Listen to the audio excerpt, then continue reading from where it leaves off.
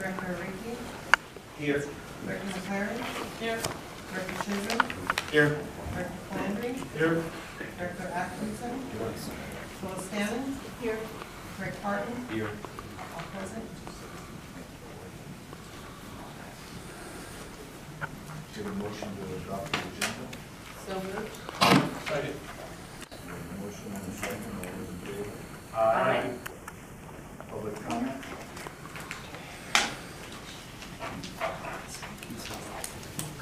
No public comment? No, I gave a card. Yeah, you got it. Oh, you gotta get him. Richard?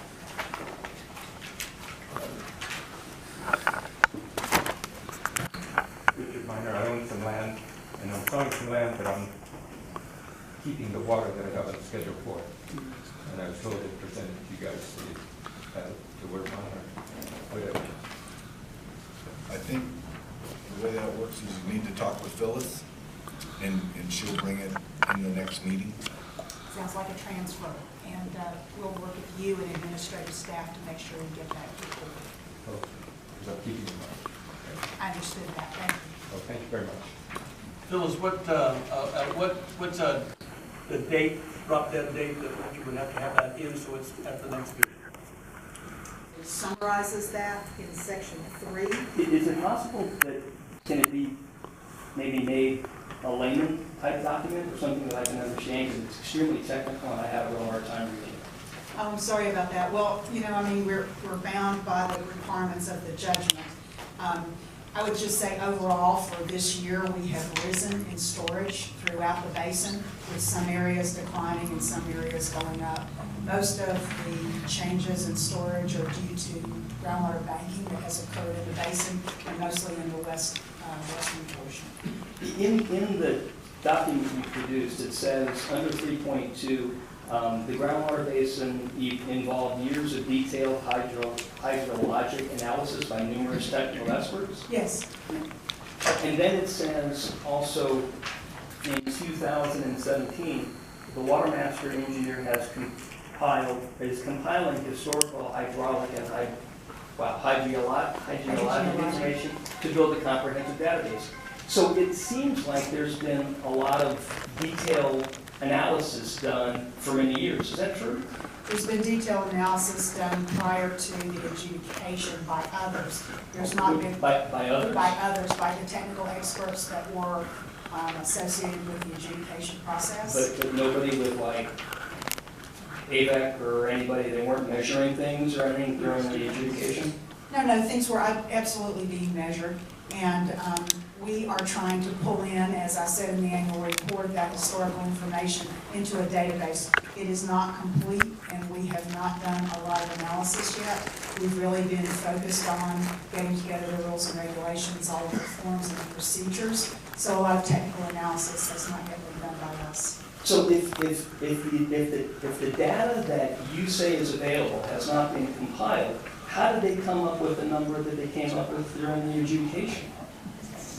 The 110,500 acre feet. Well, the historical data were compiled and analyzed, again, by others. And it was presented in the court. So the court, But she says you haven't compiled it yet. she hasn't compiled it, but others in the court case compiled it and presented it as evidence. Can we see that? Is there someplace we can see that information? I'm sure it's in the court record. Okay.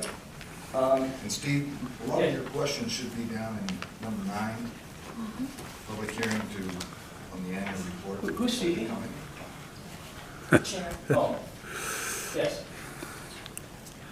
So a lot of your questions should come down in item 9. This is for things that aren't on the agenda. Item 9 is what, sir? The annual Item 9 report. is the draft annual report, hearing on the draft annual report. Yes, sir. Okay. All right, thank you very much. All right. Gene? You want to do it now, or you want to wait till a little bit later? One of our speakers is not here, so Okay. I would prefer to wait if that's okay with you. No problem. Okay, we'll move on to no other public comments. Thanks. Consent agenda. Payment of the bills.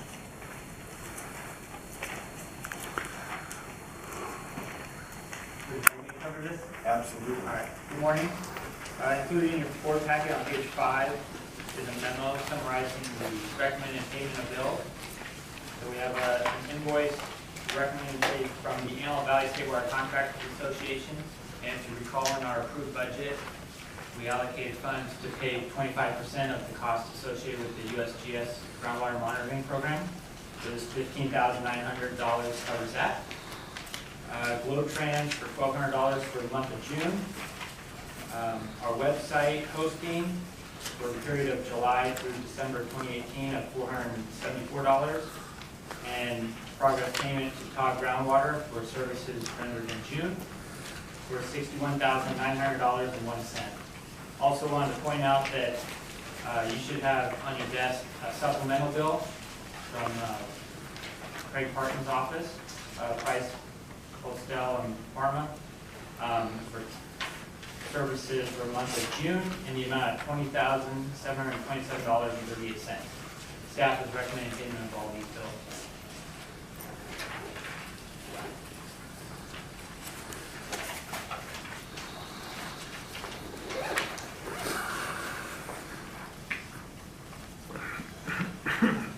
Questions on that? We can move on to 7B, which is the treasurer's report ending June 30, 2018. Copy of that's included in your board packet. And then also, as a monthly item, we're providing an update on the outstanding assessments. And as you can see, quite a decrease from the last month. So there's been a lot of activity on individuals paying their outstanding assessments. We're actually doing pretty good on that, I think. And then also, we've provided a list of outstanding production reports for 2016 and 2017.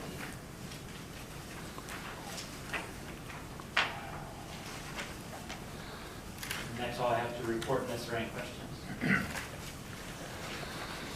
We have a motion to pay the bills and accept the treasurer's report. So moved. And the minutes. Any We minutes? approved the minutes. Oh, from previous meeting. Yeah, from May 23rd. I'll second. Got a second? All those in favor? Aye. Dennis, you want to give your advisory committee report? I just wanted to have you come up to the podium. Before we go on to that, are we gonna, is there a spot in here where we're gonna be able to talk about what we're doing, this budget in the future? Or will this be the time to talk about it, or later? We're gobbling up a lot of money, and I just kind of want to know where we're gonna be and where our long-term plan is gonna be to cover those expenses. The right time or later? I would think under maybe 10. Yeah, okay. Administrator. Okay. Dennis Ramrow with the advisory committee. We did have a meeting last week, talked about the items on this agenda, and there's a report in the packet. We also last week received information that will allow our subcommittee to start looking at the best way to administer the Watermaster. Thank you. Now we're going to go to public hearing to consider the proposed 17 Antelope Valley Watermaster annual report. An open public hearing.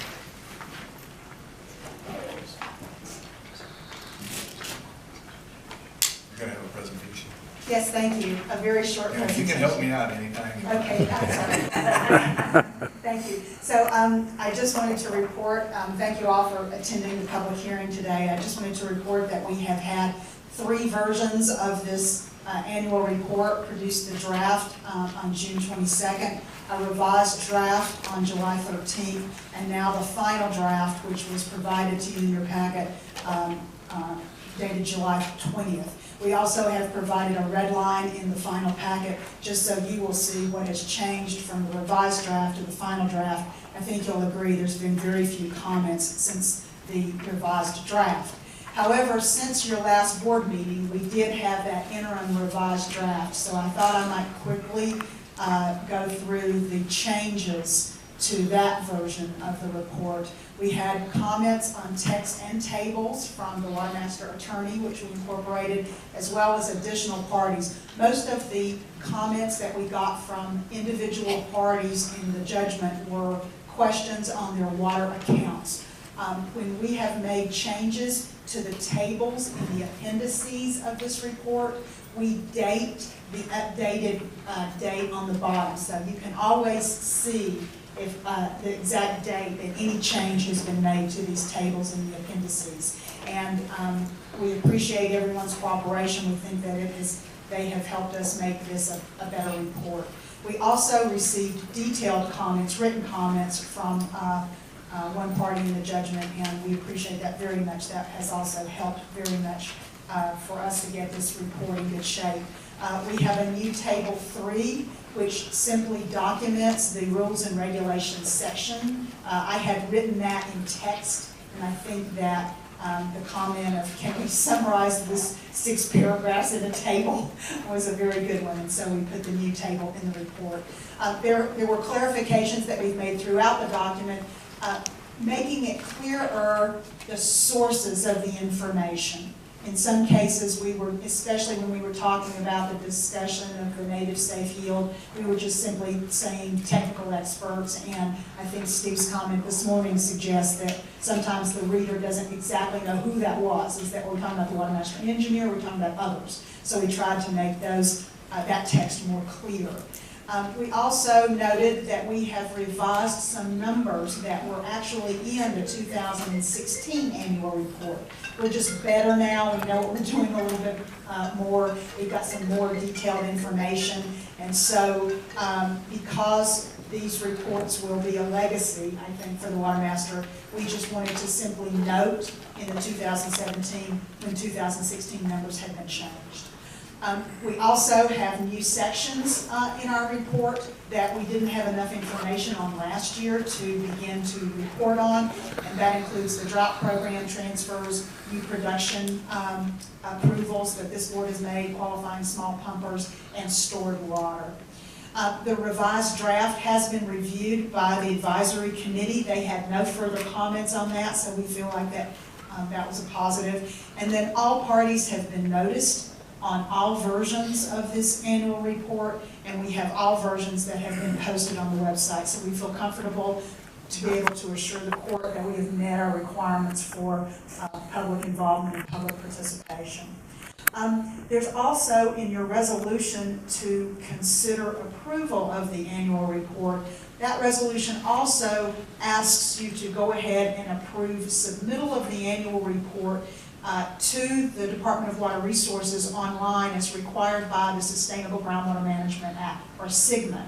That's in your package as item 9C, but since your resolution in 9B covers both, thought I would just at least briefly let you know that everything that you have in the submittal are numbers from the annual report. So these aren't new numbers that we've made up in your SGMA submittal.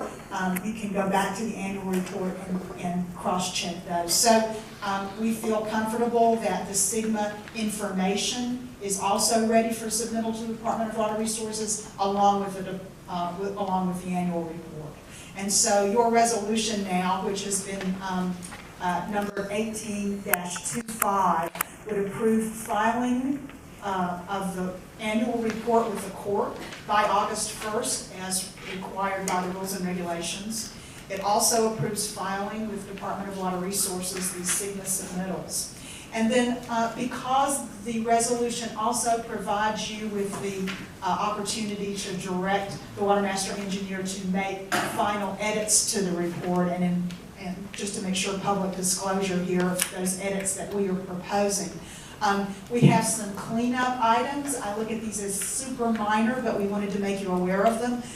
Just simply, we're going to be putting final instead of final draft for the document that goes to the court. So this isn't just confusing for the future. Also, in section 1.4, there's a discussion on stakeholder involvement and review of the public. And so we would document the fact that we've held this public hearing. So in other words, the report will envisioned that this process has taken place. And then there's an additional footnote we missed that in Appendix D. That was again some numbers that changed from 2016, so we want to just add a little footnote in Appendix D. And then any other additional comments from the board or the public as needed and as approved by you for the final version. And that's all I have, and now I'll turn it back to the board. You know, I guess maybe it's just me, but since we're adjudicated by the court, how does the Department of Water Resources have jurisdiction on Sigma? Didn't Sigma go away because we're a super Sigma? It's the law. How's that? I'll blame it on Sacramento. You did not submit to them and see the consequences which they have been recommended. It's just reporting. Okay. Dennis, does your committee have any comments? No additional comments. Any public comments? Okay, we're going to close the public hearing. We're looking for a motion to adopt resolution 1825, the Watermaster Annual Report for Sustainable Groundwater Management submittal, all in one. I move that we adopt resolution 18-25. We have a motion, we have a second? I'll second. We have a second? 25. The other change? That's right, sure did say that. All those in favor? Aye. Thank you. Phyllis's issue, well production applications.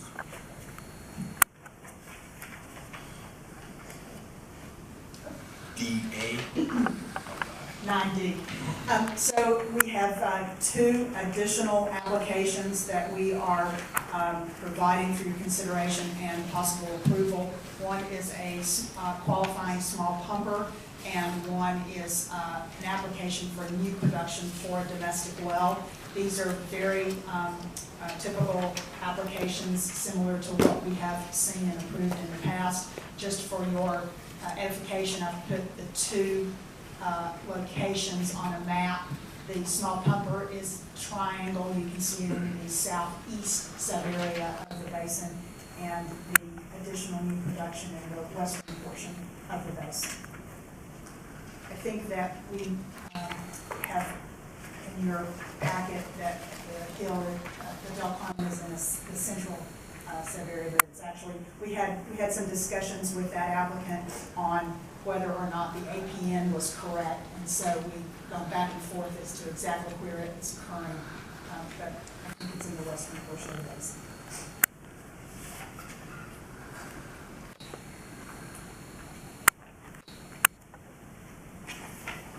So we need possible action, consideration of possible action on resolution 1823, new and replacement well production applications. I'll recommend approval. Second. First and second. All those in favor of 1823? Aye. All opposed? Possible action on proposed water transfers, resolution 1824. So there are two transfers that have been completed and provided to us. One is simply a transfer of name from Miracle Improvement Company to New Golden Sands Investments. It's a permanent transfer of the full amount of their production right. We also have a second transfer from an Exhibit 4 party, the Seabirds, to a transferee, the Sellers. This also is a permanent transfer. It's not for the full production right, rather it's for 1 acre-foot of the total 106 acre-foot production right. That would leave the Seabirds with 105 acre-feet on Exhibit 4.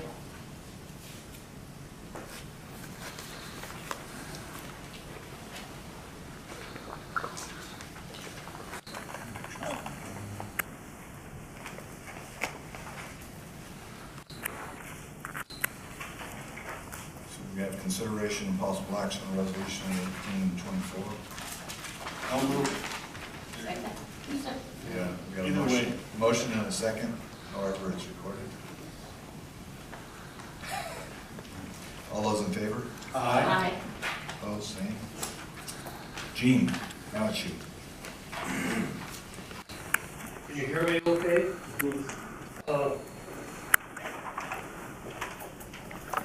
I'm here because several people wanted me to talk about the adjudication and some problems associated with it, and also the problem with fugitive dust, in particular valley fever.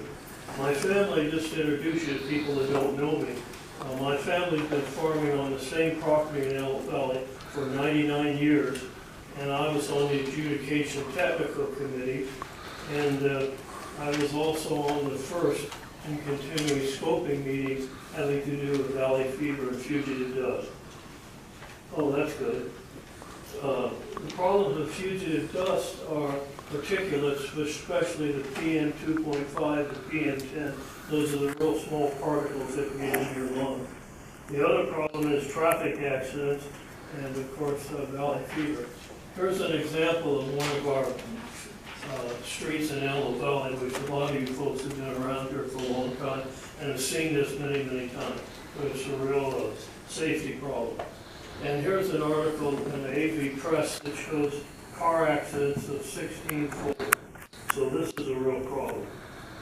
The purpose of what we call the scoping meetings in the fugitive dust hearing is to figure out what the problems are with fugitive dust, and also to try to quantify the problems by getting experts in. And then we're trying to develop a working relationship with the affected parties. We've had about a total of 38 public agency attendees through the years. And they consist of some of these right here, which I know you're familiar with. We've had a lot of political support, and I particularly want to take my hat off to Senator Wilkes, because our outreach and awareness committee meets at his office approximately every month. Our subcommittees are what we call outreach and awareness, because one of the big problems with valley fever is people don't know they have it, and sometimes the physicians don't know they have it, because they have the symptoms of a very severe flu or cold, but it can just get worse and worse. And sometimes it's very difficult to treat valley fever when it gets into its extended period, and it's just a horrible thing. We're also interested in vaccine development, which is coming along very slow, and we're working with people at the University of California at Riverside to get rapid methods of revegetation. And of course, we're working on the man-caused problems of blowing dust and sand, and of course, that's the adjudication and also the area plan, which I won't get into today. Now, the Antelope Valley conditions are a kiss of death in terms of valley fever and blowing dust and sand, because we have, as you know, frequent and very high winds, soils that are extremely highly erodible, and the soils are endemic for valley fever. It doesn't mean it's epidemic, it's endemic, it means it's in the soil a lot of different places. The damages of the adjudication, as you're well aware, so many people have been cut back, and it's really hurting them financially. Some of the people have their life savings in their property, and now the realtors feel it's almost worthless if they don't have any water rights. The farmers, of course, were cut back to over 50% of their historical pumping, and the public water suppliers, the people that sued the landowners, were also severely cut back. More acres of blowing dust and sand we're anticipating because of the water cutbacks and adjudication.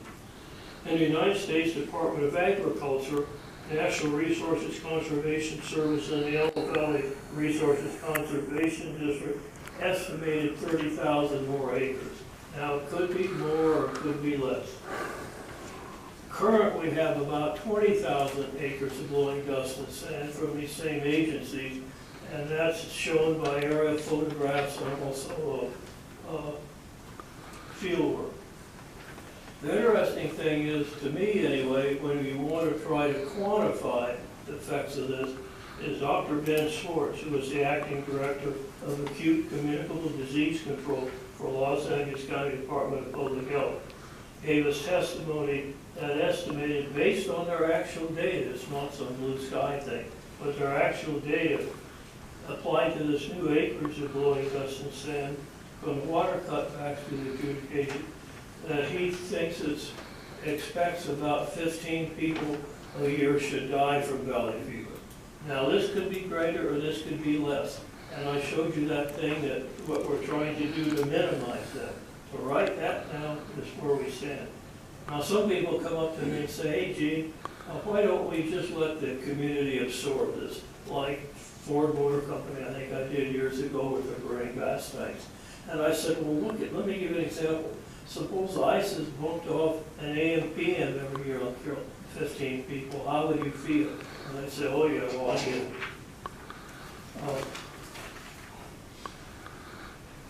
These things are hard to accept from a lot of people up here that have been associated with adjudication, because it appears from court documents that the judge made a decision on total safe yield before hearing evidence. In fact, our litigator in the thing complained about that. The ruling of the overdraft compared current conditions to those in approximately 1951. And that's particularly aggravating because we believe the basin's been filling up for 40 years. There's no doubt that in dim dark days beyond recall, the basin was overdrafted. And then the thing that really bothers us, and particularly bothers me because I was on the technical committee, is their original analysis was significantly flawed in my opinion. And it's been criticized in an internationally distributed, peer-reviewed, open scientific journal article.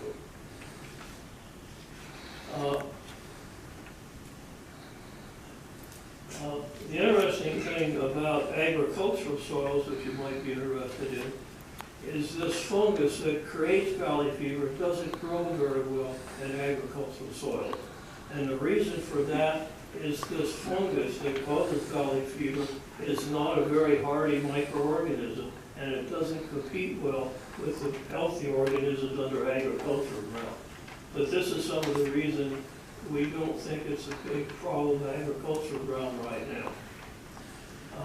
The economics have been a big problem. Dr. Mark Schmidt, and I'm not sure I'm pronouncing that right, I've never been able to do that properly, wrote a paper that indicates the negative effect of the economics in Antelope Valley of the adjudication. And one internationally distributed, peer-reviewed technical article said that $1 billion of water is being thrown away by using this artificially low safe yield. And of course, I think it's really good that you folks have tried to get a fairly low replacement water assessment. But even based on that, if you're pumping water out of the ground and not taking up to sprinkler pressure, that's a huge increase, maybe over 9-fold. The property values are plummeting. People will come up to me and they'll say, well, Gene, in terms of your ranch and your other property, do you have water rights? And I'll say yes, or I'll say no. And they say, well, if you don't have water rights, we're not interested. Your property is zero. Now, I think that's a little bit of exaggeration, but it gives you the point there. There's been a huge decrease in property values. And then the other problem that's going to cost a lot of money is valley fever diagnosis and treatment. Some of the treatment, if you really get it to the severe stage, is very painful, it's very time consuming, and you have to spend a lot of time in the hospital. The types of analysis in terms of safe yields, I believe, I categorize in my own mind as traditional and the best available science. This is an example of, I think, the best available science, and this data has hardly anything to do with yield, but that just shows what they do is use satellite imagery, and they do what's called energy balance at the surface. Now, you probably don't recognize this unless I've talked to you before, but this is the state of New Mexico. And the green parts show the areas that can recharge, they're fairly porous, and the red things do not. And so naturally, if you wanted to buy property or locate, you want to get to the green area. Now, this has been done about a year or two ago. Now, I believe that the way to reevaluate the native yield is to focus on up-to-date scientific methods such as satellite imagery and energy balance. There's all sorts of different satellite imageries that are coming out probably every year, so I'm not up to date on them. But this is the best available science. Now, the really interesting thing to me is that it doesn't use averages. Like, you know, when it's raining, you get cloud bursts and it rains here and it doesn't rain there. This takes all that into effect. It doesn't do averages. That's the same thing about area. Like a mountain that faces the sun, you would expect less infiltration than if it faced the shaded area. This takes that into account. And as a result, it can see more water, and there's probably more water there anyway. Now, in terms of who can evaluate, I think I've been very impressed with Todd Groundwater, particularly Phyllis Stanton, even though I give her a bad time whenever I have the opportunity.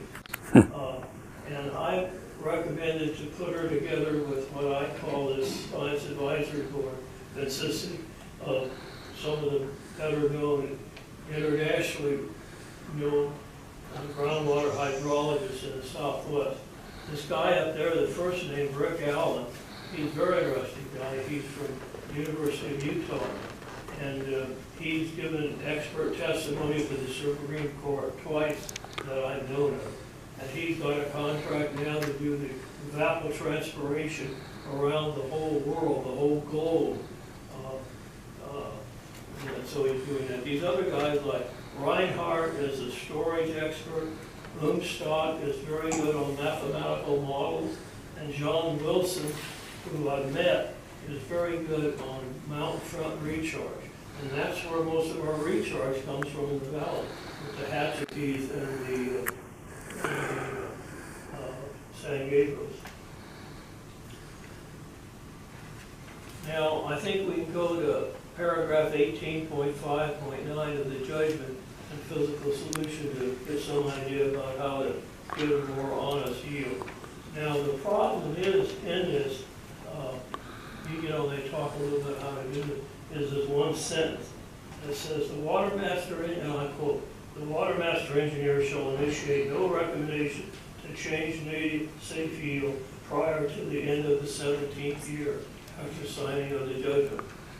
And I think at some point, maybe our Watermaster lawyer could go to the court with all this evidence that we can build up and say, Your Honor, we've got a hell of a problem here. We've got skyrocket costs for water, inability of water. People are saying we're throwing a whole bunch of water away. Property values are going down, and we've got a hell of a mess.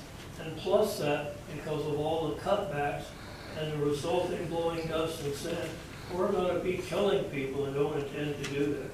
So we would like you to look at this, because we can't go anything outside the judgment. So that's something that we can talk about. So anyway, I think we're doing something now in a credible amount of ways of hurting the basin. In other words, you could almost say, let me give you the things that you're hurting the basin, and there's a whole bunch of them. Anyway, there's some people here that wanted to talk, and I'd like to introduce the next speaker.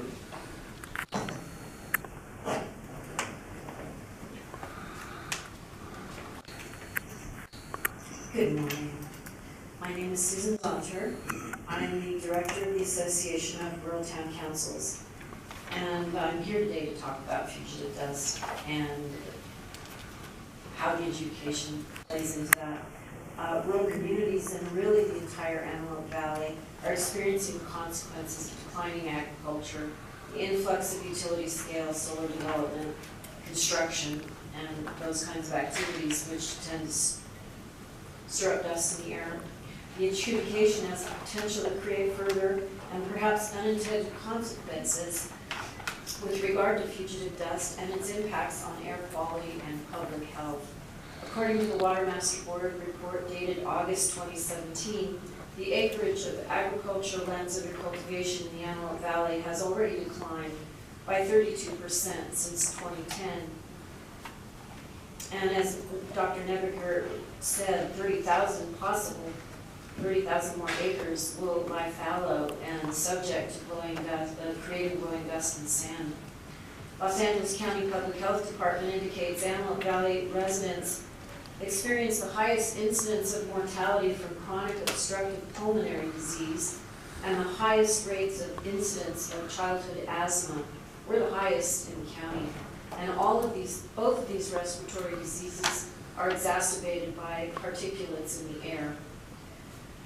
Additionally, our Public Health Service Plan Area 1, which includes the Antelope Valley, has consistently reported the highest incidence of coccidioidomycosis or valley fever in Los Angeles County. Antelope Valley residents are almost 9 times as likely to be diagnosed with valley fever compared with persons elsewhere in the valley and in the county. Currently, the Association of Rural Town Councils, in collaborative effort with the Antelope Valley Air Quality Management District, is seeking to more accurately determine the levels of particulates in our air and create and apply solutions in an effort to reduce fugitive dust. I have also represented the ARTC at many meetings meant to address complex issues associated with reducing and controlling fugitive dust. Our work has included outreach to the public, medical professionals, work with the Antelope Valley Air Quality Management District previously discussed, city and county officials, departments, professional educators, farmers, and the military to control fugitive dust and loss of topsoil, planning to stabilize and restore fallow, vacant, or abandoned lands will need to occur in order to reduce the particulates in our air and reduce public health problems and quality of life costs for residents from respiratory illnesses. This will require further planning, policy changes, funding, and water. We don't know where either will come from or who will pay for it. The ARTC would like the board to consider how future water availability will affect this growing problem and how we can be assured there will be enough water to undertake this effort at reducing fugitive dust. Morning, Mr. Chair, members of the board. I'm Vicki Roush. I'm an air quality engineer with the Antelope Valley AQMD. I've been employed with the agency there for 10 years. And if you looked at your map, it's very similar to our map. We regulate the northern portion of the LA County within the Antelope Valley, just not over the Kern County line. And the mission of the Antelope Valley AQMD is to work in partnership with local communities to achieve and preserve a healthful environment through effective air quality programs by promoting community and individual responsibility for air quality while supporting strong economic growth throughout the region. So that's basically our mission. And how we accomplish that is we adopt rules that limit pollution. We issue permits to sources of pollution, primarily stationary sources, gas stations, dry cleaners, paint shops. We have larger facilities out at Plant 42, and then also the landfills are federal, also regulated under our programs. One of the things that we do too is we make to ensure compliance with our regulations. The sources that we permit are inspected on an annual basis. So we have a staff that does that. We administer agricultural burning and dust control plans to preserve the air quality in the Antelope Valley. We inventory and assess the health effects of air toxic pollutants. We monitor the county's air quality through our monitoring system, and we are involved in an increased effort to analyze particulates throughout the Antelope Valley. We administer the motor vehicle emission reduction program, where we help provide funding for cleaner fuel vehicles to members of the Antelope Valley. We prepare clean air plans and develop those plans and figure out where sources of air pollution are coming from and how to control those sources of air pollution. We respond to public complaints and inquiries We help individuals and business understand and comply with federal, state, and local air regulations. And we inform the public about air quality conditions and the health implications of air quality. And lastly, we work with other government agencies to ensure their decisions coordinate with good air quality programs. And that's why we're here today in support of the Valley Fever Group and show that the Antelope Valley AQMD is concerned about increased fugitive dust through this adjudication process. And I'll turn the floor back to you.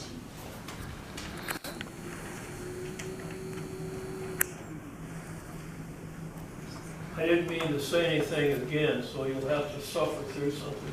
But our next speaker, Francis Dominguez, on Los Angeles County Department of Building and Safety, called me, and he's tied up with a legal thing at work, not having to do with him personally, but somebody else that he can't leave.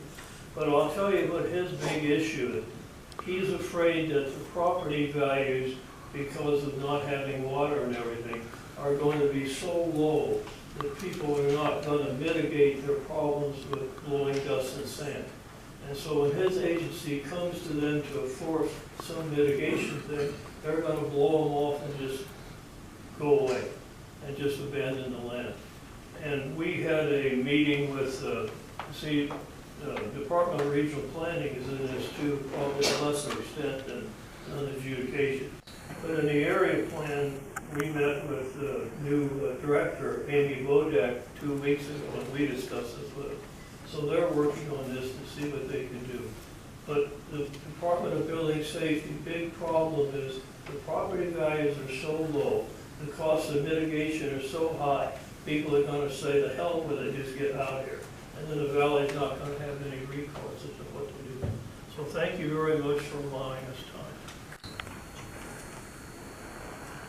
Thank you, Gene and ladies. Administrator's report. Yeah, you know what, I'd like to make a couple comments tonight. Number one, thank you guys for coming. It's always a serious issue when you're talking about human life. Loss of human life for any reason to me is critical. I recently lost some very good friends, and so it's very dear to me. So I'm going to make some recommendations. It's kind of dear to my heart. Number one, Gene, I think it would be nice if you would get all those names that you mentioned to Phyllis. It sounded like those people had some very good credentials. And I would ask those to accept those graciously, and maybe at some point in time we could use those. I also agree with Mr. Nebeker on waiting 17 years to reevaluate this basin. It's critical. I think it's not prudent for us as a board to wait 17 years when we have these serious issues, like people dying. We have a big task at hand right now, but I think this is something that, as a board, we need to look at as soon as possible. If we can, if there is more water there that we could use. A recommendation to Susan and Vicki and Building and Safety. One of the biggest dust hazards we have in this valley, which is the grading of these roads. At the town councils and Susan, I think we need to put pressure on the county. Adam, you probably need to listen to this because you're involved with people in the county higher up. I think we should stop grading these roads, quit wasting water with these water trucks going behind the graders. It's a driving hazard for these people hitting these soft shoulders. And if we just mowed them down like they do in many other states, we would save a fortune, create less driving hazards and save water and create much less dust. I've looked at aerials on a windy day. There's more dust coming off the edges of these roads than we can possibly imagine. So, as a board member, I'm going to work towards some of the things that you guys are concerned with, but I also ask for you guys to leave here and do some of these other things that would help the community health. Thank you. Thanks, John. All right. Administrator's report. Any good? A couple things to update the board on. At the direction of the board at the last meeting, staff sent out compliance letters to potential property owners that may be pumping without production rights. I think there was roughly 8 letters that were sent out. And Craig Parton may have more to update on his report regarding that. So just wanted to let the board that we did comply with that. Also, Director Flandry's seat is coming up for re-election, so admin staff will be working on the voting process. If you recall, the 2 landowner seats are staggered 2 and 4 years, so we'll be working on that. And then, as Mr. Flandry mentioned, the budget for 2018, we're actually scheduled to meet with Phyllis after the meeting today and talk about where we stand with her budget and bring back some recommendations at the next meeting. So that's all I have to report, unless there are any questions. Getting more rabbits in your hat, so you got a bunch of money in the last meeting. Yeah. We'll go after that outstanding 25,000. So the next meeting, we're going to discuss what a plan of attack we have with the city engineer's budget and both, I would imagine. City engineer? I mean the Watermaster, Mr. Parton. Yeah, So the that attorney and both the of them are engineer. kind of together. Phyllis, your report? You're not Yes. off the hook. It's very brief today. It's my typical tirade, so bear with me. So we have more than 50 producers in this valley that have not reported their production for 2017, the annual report that we have here. We also have 30-some that have never reported 2016. So I don't think that this is a lot of water. If I look at the percentages of the production rights specifically, those non-reporting parties are not huge. Having said that, you know, I am so sympathetic to the discussion of the native safe yield, but one of the things that I have to do as my charge is to monitor the safe yield components, the largest of which is pumping in this valley. So I'm going to be working with administrative staff and Watermaster Council to continue to press and come up with ways to encourage, incentivize, and perhaps just plain old enforce that parties report their production. So that will come back to you perhaps in the form of a recommendation. With respect to meter installation, once again, still very few additional documentations for meters since our last board meeting. So I'm afraid we're slowing rather than, ramping up. We have had one difficult circumstance in the valley. Rotten Drilling, who is a long-standing drilling firm in the valley, is going out of business. And they have been very helpful and have been excellent on assisting with meter compliance as one of our pre-qualified meter installers. So that has hurt a bit. Having said that, that's just not the answer. There's too many wells in the valley that we just don't have meter documentation on yet. And we do have 33 parties that have complied and complied beautifully, many of which have in some cases, 100 wells. So it isn't as if this program is so difficult that people just can't comply. We just simply aren't having everyone comply. So I think it's only fair for those that have put out a tremendous amount of personal cost to get their meters on their wells and document and go through the process, that we need the other parties to comply as well. So once again, we will be working with administrative staff and Watermaster Council to look at incentivizing and or enforcing the meter compliance for those parties. And then the final thing to say is that even though it looks like from the list that we have in the annual report that we're only about halfway through of the rules and regulations, we're really more than that. And we feel like that we'll be bringing back, now that we've got the annual report out of the way, we'll be bringing back draft sections of the rules and regulations and want to finish that up as soon as possible.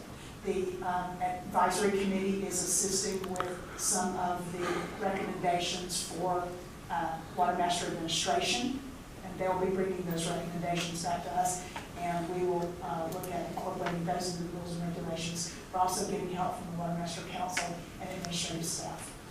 Thank you. I have one question for Phil.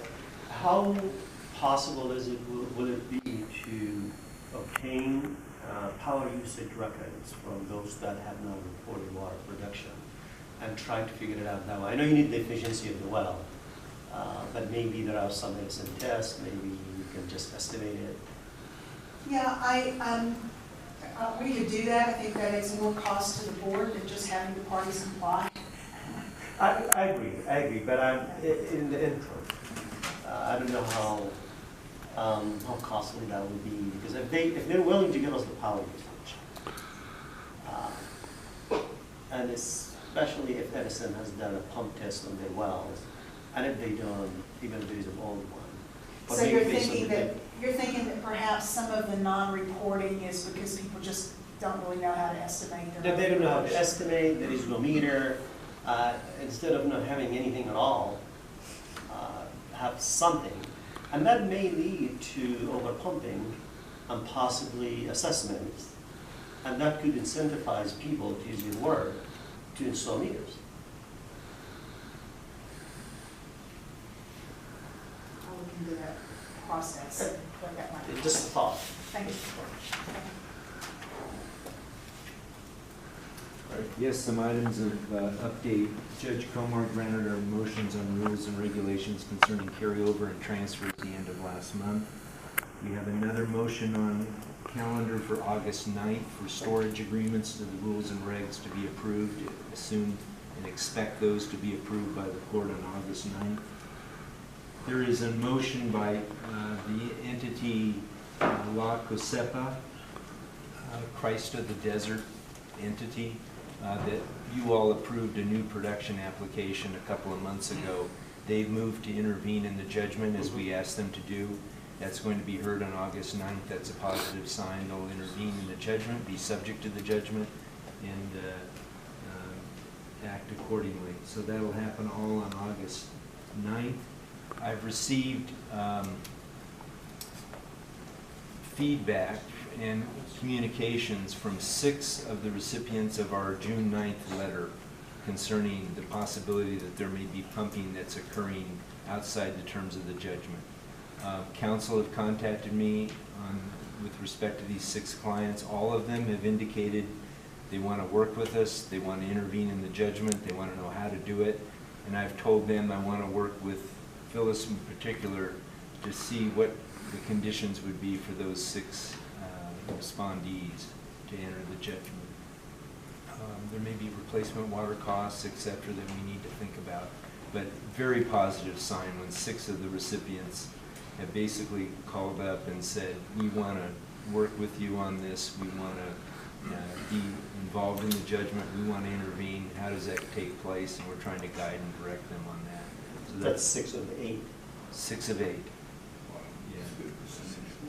So that's a very positive sign. I'll bring make sure the annual report gets filed by August 1st with the court as required under the terms of the judgment.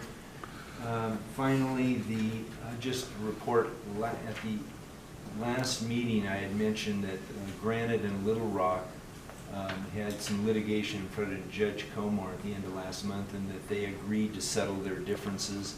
I'll get this information to Phyllis, but the parties agreed to partition their water rights between them and the ramp down rights, and there's just some particularities that I know the Watermaster engineer is going to want to know, but that's a positive resolution of that. The update on Phelan. There is no briefing schedule yet on the appeal. I don't really have anything to update you on that at this time. I'll keep that on the list to do next month if there's a briefing schedule set on the appeal. And that's it. I just want to mention you somehow. In our meeting, we discussed, is there any other options or other things we could be doing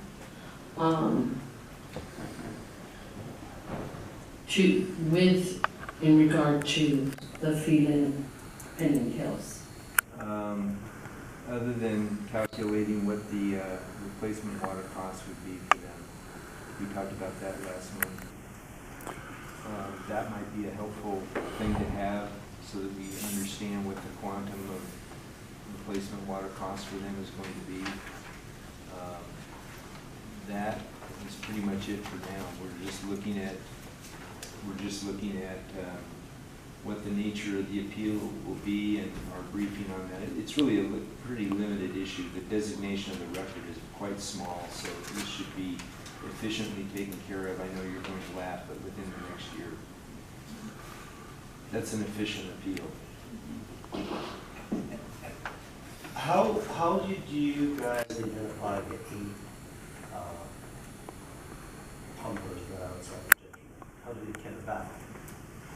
We had 3 different parties to this adjudication contact us and provide us with names and APNs. Of the 8? That's correct. Yeah. Do you believe there are more? I'm sure there are. Substantially more? Or? I don't have any way of really understanding that. So we're just going to rely on word of mouth? Well, I do think that there will be a process whereby tight groundwater will be all of the operations that go on in the valley. You know, we've made a lot of progress since last year. We now know where most of the wells are. We didn't know that last year. If we can get the metering process figured out, then we know exactly where wells are being pumped. And so then we have also the obligation under the judgment to monitor small pumper pumping, and we do have partial parcels now mapped for that. So I think as we begin to get better acquainted with where the production is occurring, where the small pumping is occurring, that we will be able to identify areas where we will see perhaps agricultural lands that don't fall into one of those 2 categories, for example. Do we have a good inventory of the wells in the valley? I don't know how to assess that. I have the well inventory that was done for the adjudication groundwater modeling provided to me by geoscience. Right. And although we have some indication of additional wells, it's only a handful, and we haven't updated the files with that yet. So I think the answer is yes, but I don't really have a good way of knowing that. Because the 2 resources that I'm aware of is the county health for permits, and then the state water system for the. And you know, those county permits, I've worked all throughout California for more than 30 years, and my experience is that there are always more wells. Many more, and many more wells recorded than actually exist on the land. I just find those records to be unreliable for the purpose. No, I do. You got to try something. Of course. Now, one thing that I thought we left on the last meeting and done was one of the directors, I forget who exactly, brought up this issue of water rights going with the land, and someone was going to check if that's possible with the LA County Recorder Office. Yes, we looked at, I think your question is whether transfers can be recorded and how they be recorded. Goes with the land? Yeah. I forget who brought it up, but that was I think we need to look at that again. I'm not prepared to comment on that at this time. Okay, so the loop's still open. The loop is still open. I'll just tell you my concern about doing that, is that if we record as Watermaster a transfer against a piece of property and there's incomplete information about the transfer history, I'm concerned about the liability of this board for creating clouds on title. I'd much rather make it the responsibility of the party. Yeah. Encourage them to do that, and that's what I'm looking at. I'll advise you next month on that. I understand. I understand. I think as long as there is a process here that is tight, that allows us to chase that water. Right.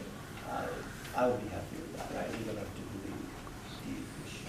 I just wanted to Yeah. close the loop on that one.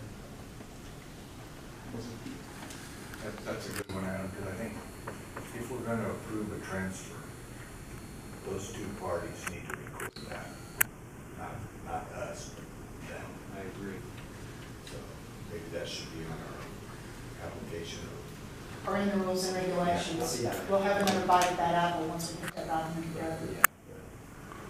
I mean, you can put some legal key, I would assume, in the rules and regulation, that if there is lying or shenanigans goes on, there's some ramifications. Right, some legal risk. Yeah. Future agenda items from the board?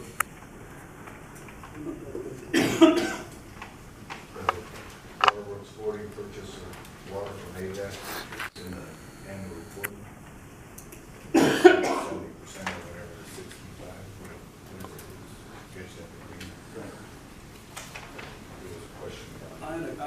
I had a question on how that works and it's in where it's at. Is it in the route rules or is that a different?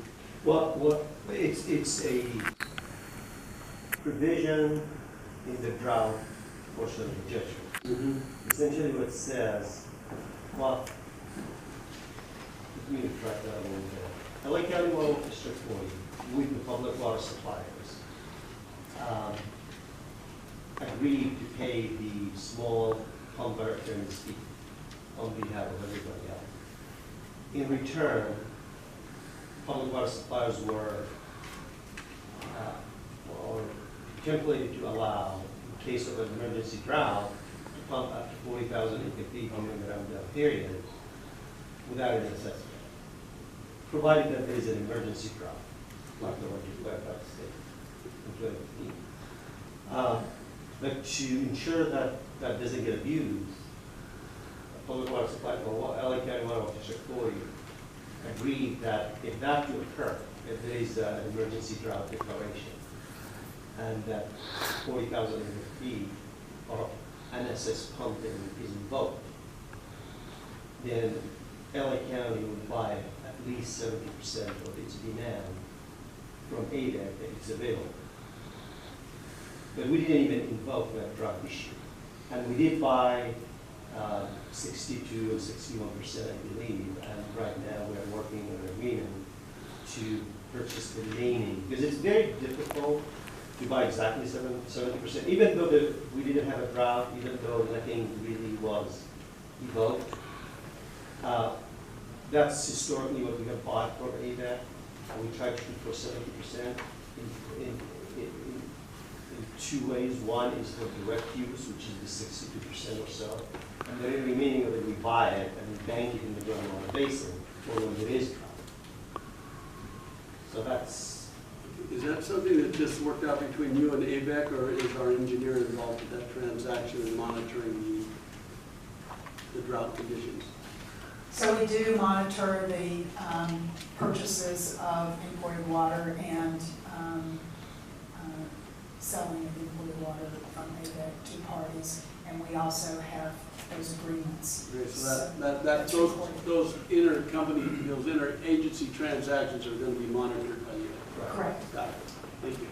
One thing I would like to add is that ABEC has provided water in the water bank in 2017 of close to 7,000 acre feet, and that's for the benefit of all the customers of the ABEC service area. So all of, because ABEC doesn't consume any water, we just transfer it on to producers within the district. So in essence, it's all of their water, not ours. So, we don't have any consumption use, so therefore, this water's been purchased on their behalf and is included in the groundwater basin for their use. And the likelihood of having the drought program invoked in the next 5 years is very limited, since we currently have about 3 years of production and storage. So we're in a great position as far as being able to weather a 3-year drought, should it even occur today. So we're in good shape. We retailers agree with that. Yes. We don't want to. Exactly. Do we, on the future agenda, does the board have any desire to get updates on all the appeals that are out there, like the Capia, the Ritter, the Willis, or do we want to just let that ride? Is that something that we should ask Mr. Barton to? I was gonna ask for that. Oh, were you? All right, Yeah. go ahead. Yeah, I'd like a list of all these appeals and who's suing who and where we are. I know in your world, a year is a pretty short appeal process. Everybody else's world, next week. And get a judgment. He's a long time. And maybe what the crux of their suit is. I mean, just a refresher for everybody. And then could we get a list of the people that haven't done the meters, or the people that haven't reported their pumping? Maybe a little. The ones that have not recorded their pumping is in your packet on page 24. We are including that in every packet going forward now in the event of it showing helps. So who's representing the state of California? You got 3 violations here. State lands, Department of Corrections, Department of Veterans, Highway Patrol. There's actually 8 of them. The state of California, we've actually been in contact with several representatives. As you can imagine, there are so many divisions and departments involved that even talking to the right person is a challenge. But we have talked with several representatives, and Patty I know has as well, that those representatives appear to be making an effort to try to determine which department is responsible for which well. I mean, the first call and the first question to me was, where are our wells in your valley? So we started at the very basic step one. But I think Patty's continuing to work with them, and I don't think the state is not paying on purpose. I don't think it's ill intent. I just think it's difficult to get the process figured out, and once they get it figured out, I think we'll be better off. So none of the people on this list have asked for a transfer or any special considerations or anything? Correct, and as you know, in our rules and regulations, we have continued to add incentives in there. If you want something from the Watermaster, then you must comply with other requirements in the judgment. I might add, I think Tierra Bonita Ranch is on here, and they are paid. We just received their check, we have received their check, Okay. yes. Okay. Yes, they are taking care of it. Sorry about that, and so is US Forest. We received a check, partial payment from them yesterday. There are a lot of mutual water companies, not a lot, but quite a few. I think those should be fairly, I think, because some of them are, the names are familiar, I've dealt with them, I helped them, I've worked with them. So maybe, John, are you here? Maybe. Yeah, I'm here. What do you? Yeah. My mutuals are in compliance. Yes. Yeah, no, I know yours are, but these other mutuals, since you have relationships, if you do have relationships with them. Yeah, I can talk to Phyllis about it. Okay, page 24 is the key page from the packet. Mary Wood is really good too, she has helped us a lot, Mary Wood. Yes, she's helped me to take a shout out to her too.